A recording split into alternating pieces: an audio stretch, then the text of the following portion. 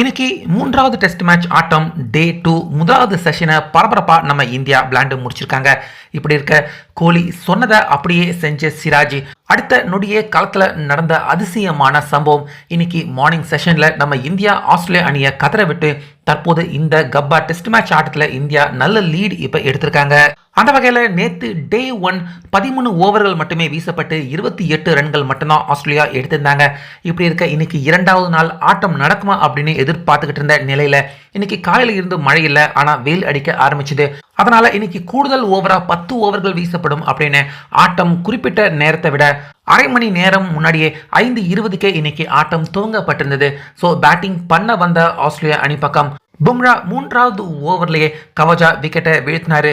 அதோட மட்டும் விட்டுடாம அடுத்து மெக்ஸ்வீனி அவருடைய விக்கெட்டையும் பும்ரா வீழ்த்த இந்தியாவுக்கு மிகப்பெரிய லீட் கிடைச்சது அப்படின்னே சொல்லலாம். ஆனாலுமே அதுக்கப்புறமா வந்த லபுஷன், ஸ்டீவ் ஸ்மித் ரெண்டு பேருமே பொறுமையான நிதானமான பேட்டிங்கை வெளிப்படுத்தி மீண்டும் அவங்களுடைய பார்ட்னர்ஷிப்பையும் ரன்னையும் உயர்த்த முயற்சி பண்ணாங்க. ஸோ அந்த நேரத்தில் தான் பார்த்தீங்கன்னா விராட் கோலி சிராஜ் அவர்கிட்ட ஒரு மாதிரியான டிஸ்கஷன்ல அவர் பந்து போட்டுக்கிட்டு இருந்த ஓவர்ல கோலி டிஸ்கஸ் பண்ணியிருந்தாரு. ஸோ அடுத்த பாலே சிராஜ் பார்த்தீங்கன்னா லபுஷன் அவர்கிட்ட நேருக்கு நேராக முறைச்சி அது மட்டும் இல்லாமல் ஸ்டம்புக்கு மேலே இருந்த அந்த பெல்ஸை மாற்றி வச்சாரு சிராஜ். ஸோ இதை பார்த்த லபுஷன் எதுக்கு சிராஜ் மாற்றி வைக்கிறாரு அப்படின்னு ஃபர்ஸ்ட் எப்படி இருந்துச்சோ அதே மாதிரி பெல்ஸ் பொசிஷனை லபுஷன் மாற்றியே வச்சுட்டாரு. ஆனால் அதுக்கப்புறம் தான் பார்த்தீங்கன்னா முக்கியமான சம்பவமே இருந்துச்சு.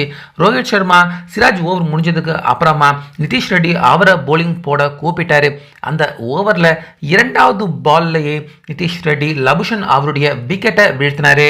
ஸோ பெல்ஸா மாற்றி வச்சா விக்கெட் விழும் அப்படிங்கிறது அப்போ இருந்து இப்போ வரைக்கும் பார்த்தீங்கன்னா விராட் கோலி அவர் நம்ம இந்தியா ஃபீல்டிங் பண்ணிக்கிட்டு இருக்கப்ப செய்கிற ஒரு மேஜிக் மாதிரியான ஒரு விஷயம் அப்படின்னே சொல்லலாம்.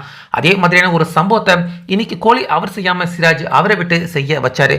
ஆனால் அந்த ஓவரில் விக்கெட் விழுனாலும் அடுத்த ஓவர்லேயே நிதிஷ் ரெட்டி ஓவரில் விக்கெட், அதுவும் முக்கியமாக லபுஷன் அவருடைய விக்கெட்டை விழுந்தது தற்போது எல்லாரையுமே ஆச்சரியப்பட வச்சிருக்கு.